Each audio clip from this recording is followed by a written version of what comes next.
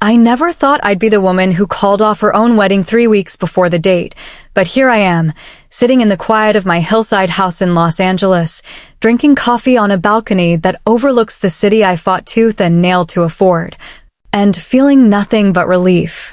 My name is Lauren Harper, I'm 36, and for the last 10 years I've built a life most people only see in magazines.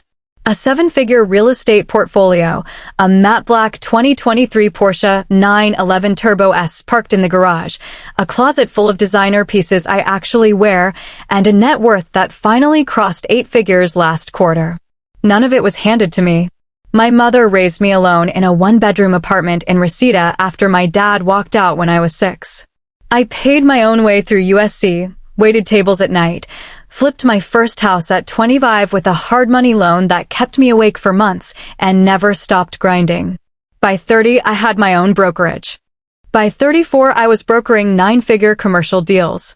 I learned early that nobody was coming to save me, so I saved myself, one closing at a time. That's why what happened with Ethan still feels like a slap in the face, even months later. I met Ethan Caldwell at a charity gala in Beverly Hills 18 months ago.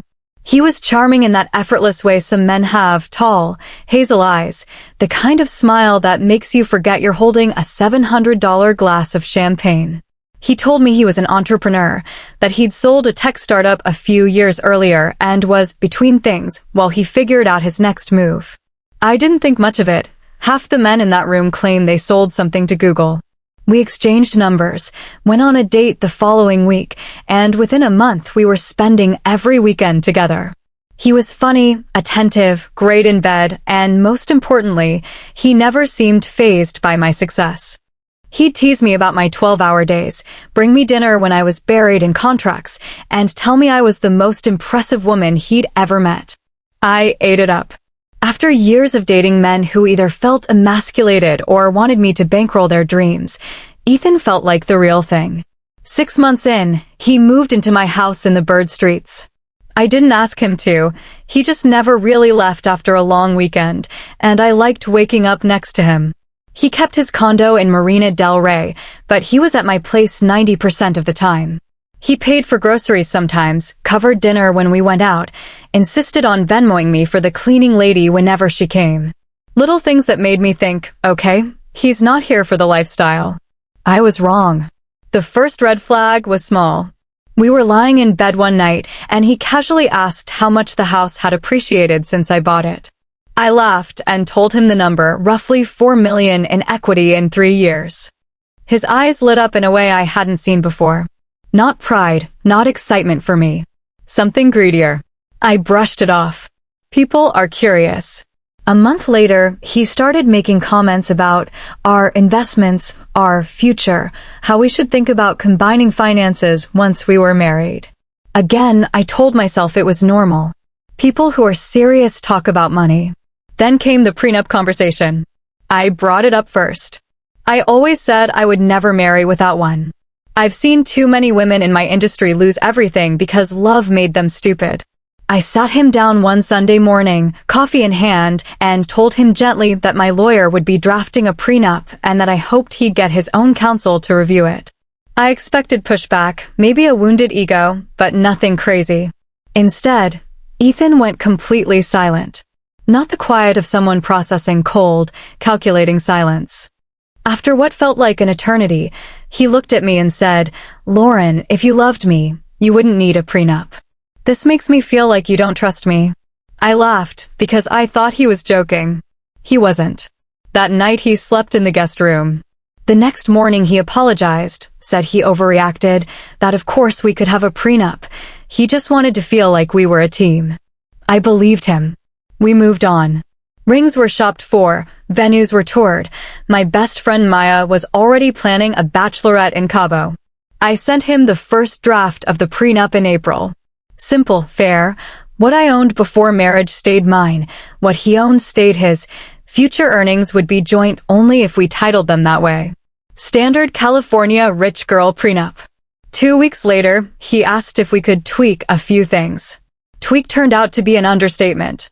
He sat me down in the living room, the same room where he'd proposed 3 months earlier under $2,000 worth of roses, and slid a document across the coffee table.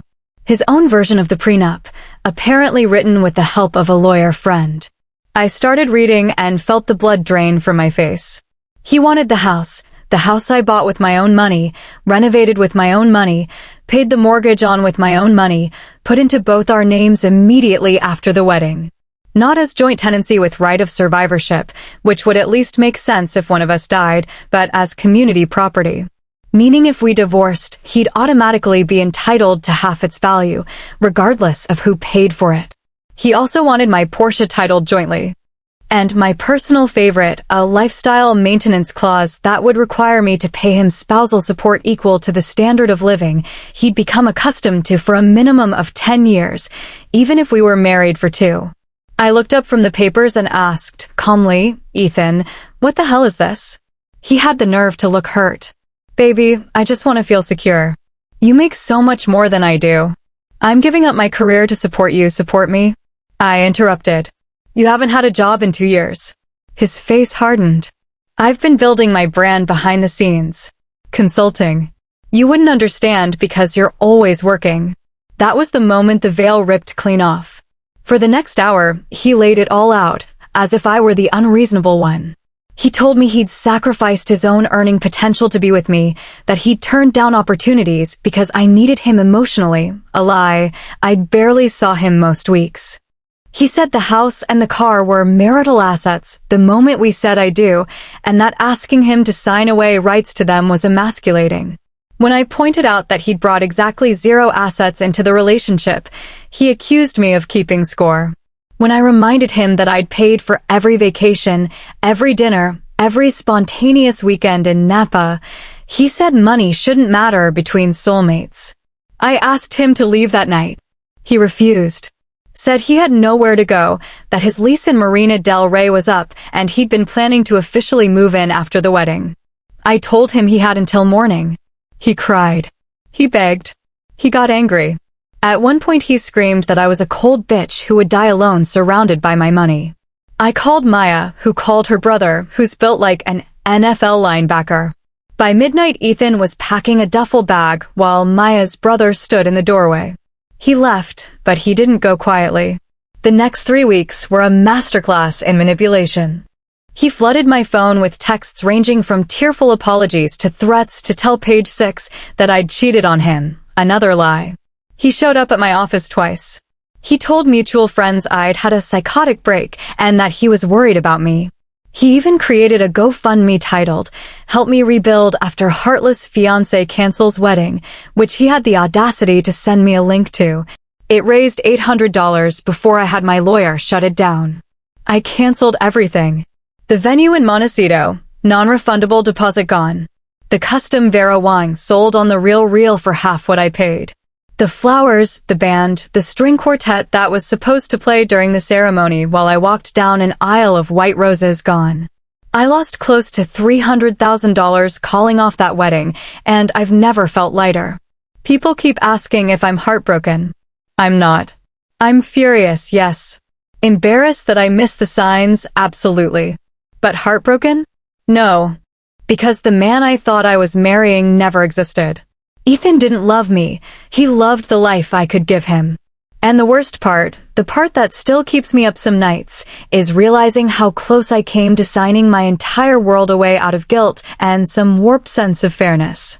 My mom says I dodged a bullet the size of Texas. Maya says I should write a book. My therapist says I need to stop replaying the moment I found those papers and start celebrating the fact that I trusted my gut when it mattered most. They're all right. A few weeks ago, I drove up the coast alone, top down, music loud, the Porsche purring like it knew we'd almost lost her. I stopped in Big Sur, sat on a cliff, and watched the waves crash against rocks that have been there for millions of years. I thought about every closing I'd fought for, every all-nighter, every time I chose work over a boyfriend, because I knew, deep down, that I had to build something unbreakable before I let anyone inside it. I'm not against love. I'm not against marriage. I'm just done apologizing for what I've earned. The next man who wants to stand next to me is going to have to bring his own empire, or at least enough self-respect not to try to steal mine. This house, this car, this life, they're not negotiable. They're the proof that a girl from Reseda who used to eat cereal for dinner can build something magnificent if she refuses to let anyone take it from her. And nobody ever will again.